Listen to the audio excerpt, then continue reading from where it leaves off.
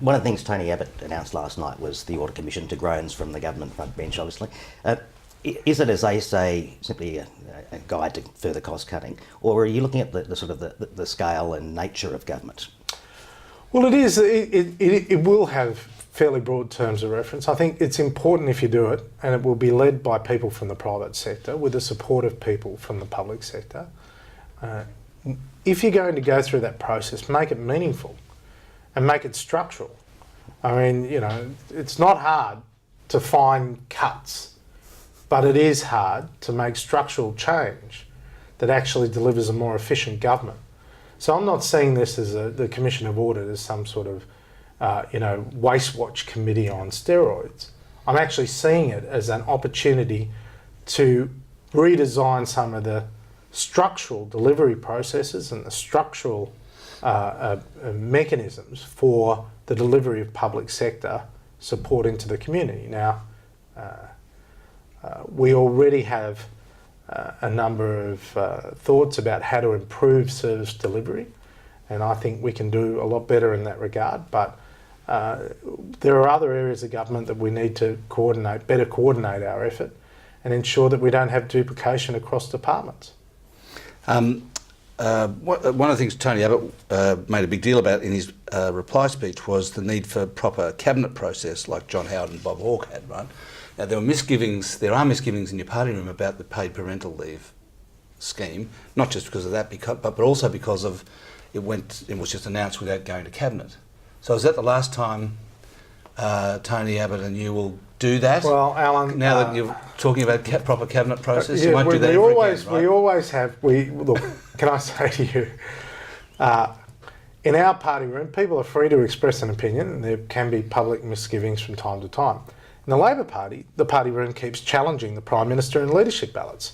So from our perspective, we're allowing people, and they're allowed to express a view and opinion, and they do. No, that's a good thing. But that's not the question I asked you. But there, from time to time, there will be decisions that need to be made, right? That will have to be decisions made by the leadership. That happens. That's life. It happens in every walk of life. But you also have a democracy. Now, from a business perspective, as you know, big decisions, really big decisions, go to shareholders, and they have either an extraordinary general meeting or they have their annual meeting. Well, okay.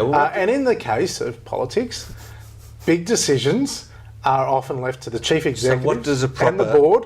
What does a proper cabinet process involve? What does that mean? Well, it means it mean that PPL doesn't go to the it means discussions about the issues. I mean, for example, I went to Shadow Cabinet on Monday and spoke with my colleagues about the challenge associated with Labor failing to legislate $28 billion of savings from last year's budget.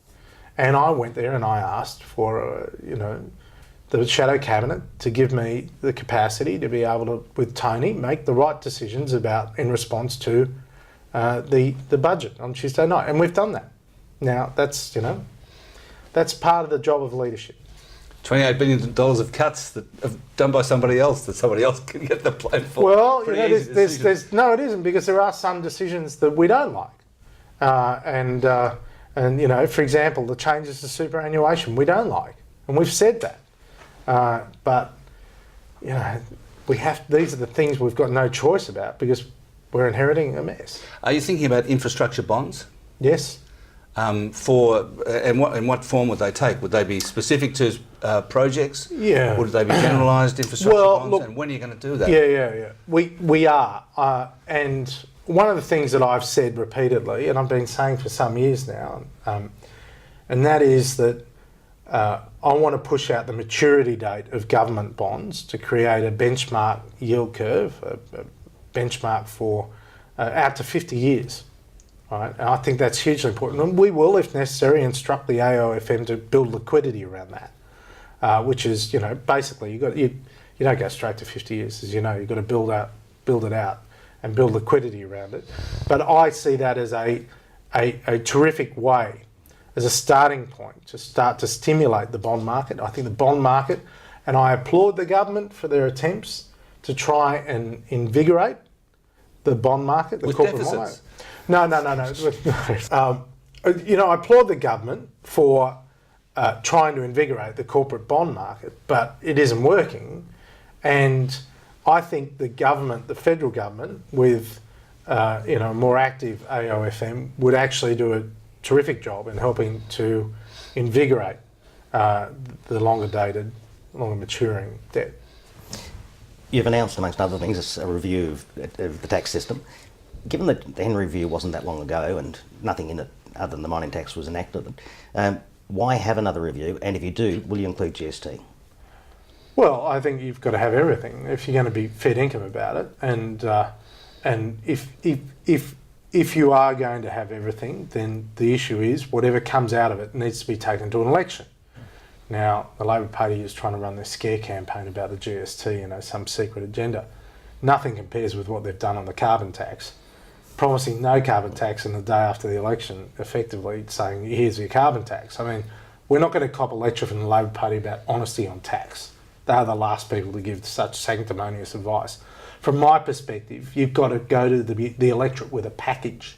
If you're going to have real reform, that's when you have your extraordinary general meeting of shareholders, if you like, and the shareholders are the Australian people, because it is so significant. And I think on the big reforms, that's what we're going to do. We're going to seek a mandate. And our mandate now is for stability. And our mandate is to try and fix the joint. And our mandate at the following election, if we win, will be for tax changes, for a new relationship between the Commonwealth and the states. They're the sorts of things, the big, substantive, structural changes that we'll be seeking a mandate for if we're re-elected, and that's the challenge. We better leave it there. Thanks very much, Joe. Thanks very much. Great to be here. Joe.